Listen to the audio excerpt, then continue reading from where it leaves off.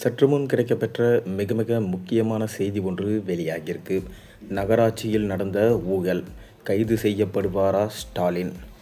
தமிழ்நாடு அரசின் நகராட்சி நிர்வாகம் மற்றும் குடிநீர் வழங்கல் துறைக்கு 2538 அதிகாரிகள் மற்றும் பொறியாளர்களை நியமிப்பதற்கான ஆள்தேர்வில் பெருமளவும் முறைகேடு நடைபெற்றிருப்பதாகவும், ஒவ்வொரு பணிக்கும் 35 லட்சம் வரை கையூட்டு பெறப்பட்டிருப்பதால் ஆதாரங்கள் சிக்கியிருக்கிறதாகவும் அமலாக்கத்துறை தெரிவிச்சிருக்காங்க என்று பாமக தலைவர் அன்புமணி ராமதாஸ் அறிக்கை ஒன்றை வெளியிட்டிருக்காரு.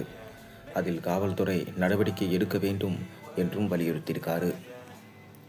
பாமக தலைவர் அன்புமணி ராமதாஸ் இன்று வெளியிட்டிருக்க அறிக்கையில், தமிழ்நாடு அரசின் நகராட்சி நிர்வாகம் மற்றும் குடிநீர் வழங்கல் துறைக்கு 2538 அதிகாரிகள் மற்றும் பொறியாளர்களை நியமிப்பதற்கான ஆள்தேர்வில் பெருமளவு முறைகேடு நடந்திருப்பதாகவும், ஒவ்வொரு பணிக்கும் 35 லட்சம் வரை கையூட்டு பெறப்பட்டுவதற்கான ஆதாரங்கள் சிக்கியிருக்கிறதாகவும் அமலாக்கத்துறை தெரிவித்தது.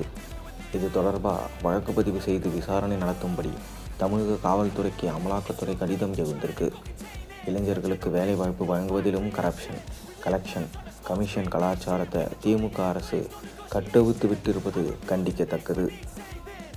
தமிழ்நாட்டையே உலுக்கும் வகையிலான இந்த வேலைவாய்ப்பு ஊழல் குறித்த விவரங்களை த நியூ இந்தியன் எக்ஸ்பிரஸ் ஆங்கில நாளிதழ் ஆதாரங்களோடு வெளியிட்டிருக்கு.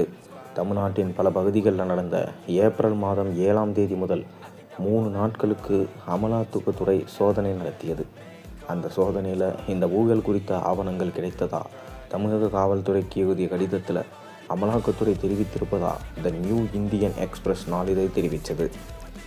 நகராட்சி நிர்வாகத்துறை சார்பில் அண்ணா பல்கலைக்கழகத்தால் நடத்தப்பட்ட இந்த ஆள்தேர்வின் மூலம் 2538 அதிகாரிகள் பொறியாளர்கள் தேர்ந்தெடுக்கப்பட்டதாகவும், ஒவ்வொரு பணிக்கும் 25 லட்சம் முதல் 35 லட்சம் வரை கையூட்டாக வசூலிக்கப்பட்டதாகவும் அமலாக்கத்துறை தெரிவிச்சிருக்கு.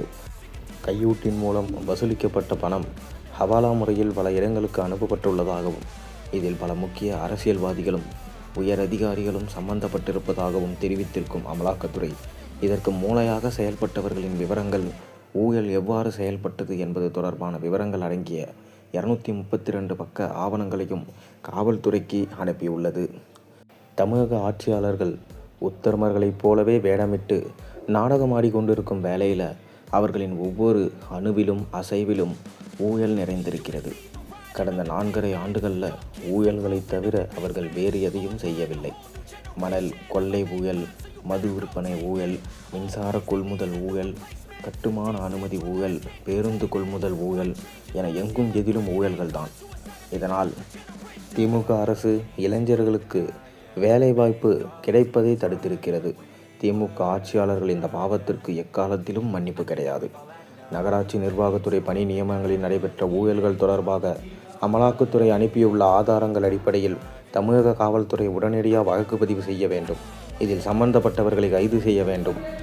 இந்த ஊழல் குற்றச்சாட்டு நிரூபிக்கப்பட்டால் ஸ்டாலின் அவர்களை கைது செய்யவும் அமலாக்கத்துறை ரெடியாக இருப்பதாக அன்புமணி அவர்கள் குறிப்பிட்டிருக்கிறார். நீங்கள் என்ன நினைக்கிறீங்க? மறக்காம கீழே உங்களோட கருத்துக்களை பதிவிடுங்க.